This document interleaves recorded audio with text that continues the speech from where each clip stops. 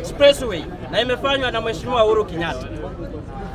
Ile kitu ambayo inafanyika hii Kenya ni kwamba every road every year inafanywa renovation. Hakuna new road ambayo imejengwa na Wakenya tukitembea tunaona kwamba hii njia imewekwa pesa yetu.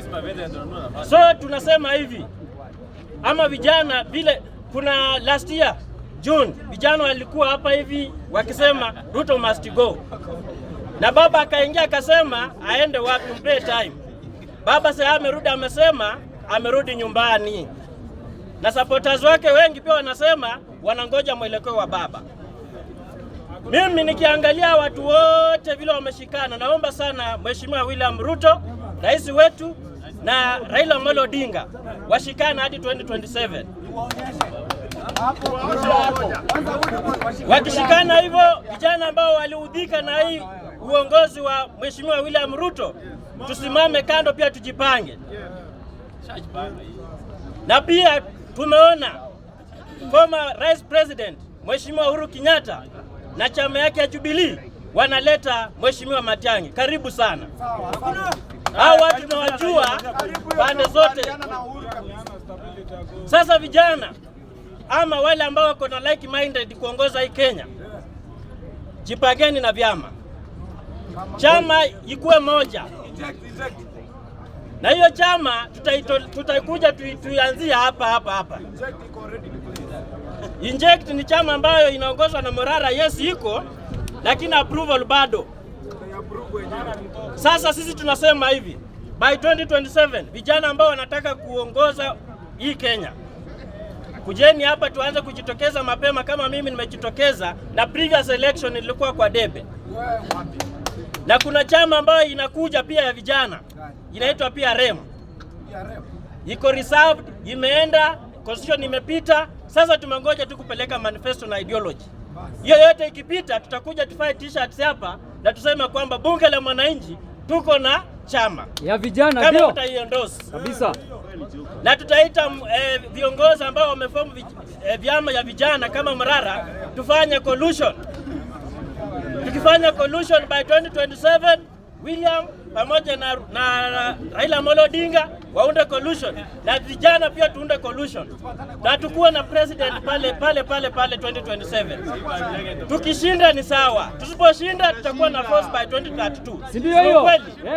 Hiyo 2032 ndio pia sisi tutakuwa na force ya kuingia pale kwa serikali. Sasa hakuna haja tuogope, wakati ni sasa, ili tukomboe maisha ya watoto wetu ambao tunazaa. Sisi tunahangaika, na kuhangaika yetu sio kusifu viongozi ambao wanakula, na sisi tunalala. Exactly. Yes. Sisi hatuna kazi, lakini tukija hapa tunasema kwamba 10 bila break. Lakini tunaenda nyumbani njaa. Hata wengine hatuna fare. Ndio. Tujiulize kwamba sisi tumekosa fare, na watoto ambao tunazaa by 2032 watakuwa wanaishi aje? Jiulize kwamba kama una kazi na serikali imefinya environment for you to do business, utasurvive aje?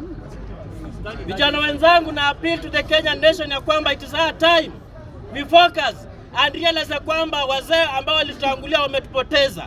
Na kupoteza ni hivi, ule anashinda, unaona mwingine anakuja anasema ni ndugu yangu. Ule akishinda, ule amepoteza ni ndugu yangu. Sisi pia tukuje tukipoteza tuforce tuingie pale tukue mandugu zao. Kwa mfano baba yake akiwa na shamba na anashindia ya kwamba kila mwaka anafanya list, Vijana mmesaliwa, mmeoa na hamna mahali pa kujenga. Nini huwa mnafanya? Mnashikana mnaambia mzee kwamba peana shamba ama tupe shingo. Imefika hii wakati ya Wakenya kusema kwamba national resources sirudi kwa wananchi ama serikali nyumbani. Sini sawa? So hayo ni mambo ama ni wito ambayo naita Wakenya kwa pamoja tuungane na tuangalia hawa watu omundu wananchi power. Asanteni. Let me tell you something, Kenyans.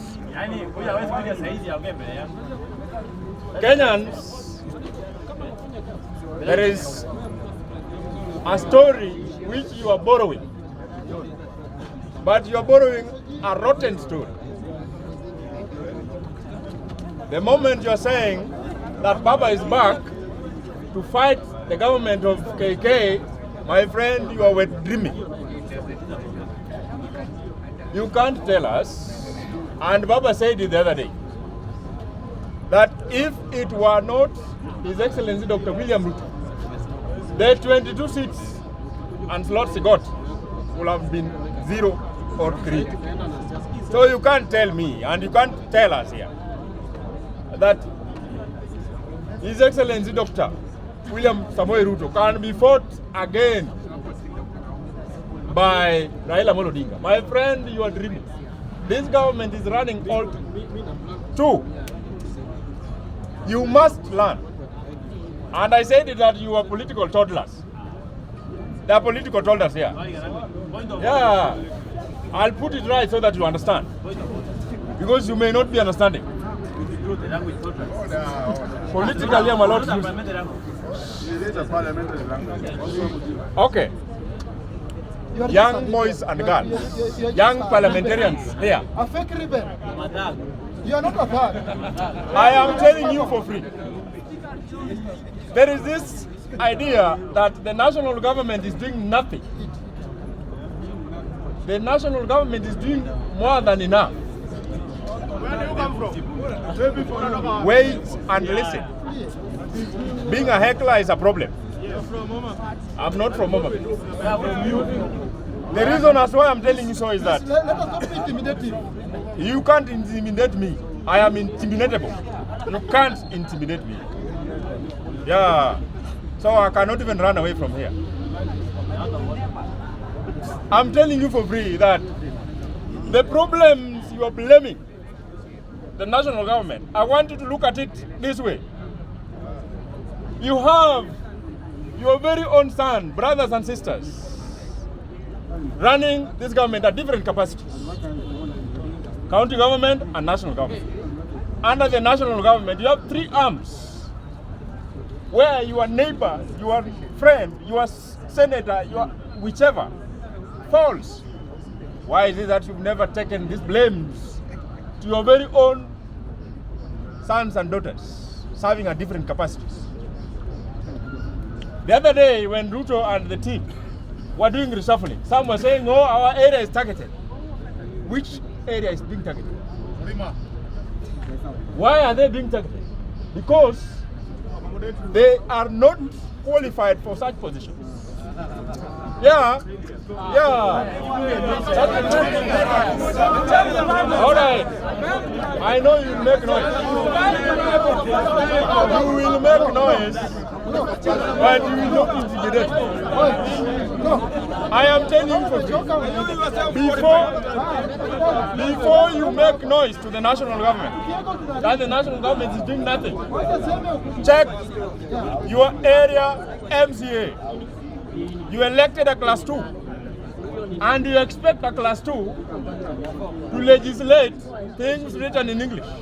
Where will they even say something? So the problem is next to your door. I have not studied, my friend. It is just the beginning. I'm living here. Who do you think you are?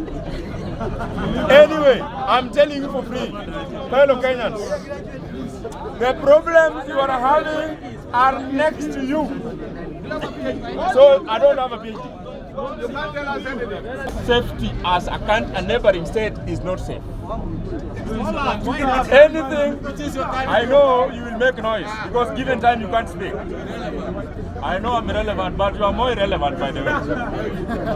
What I'm telling you is, we must embrace unity and peace. A neighboring state fighting, it is our responsibility as a neighboring state to restore peace. So anything Ruto is doing is a plus. God bless you.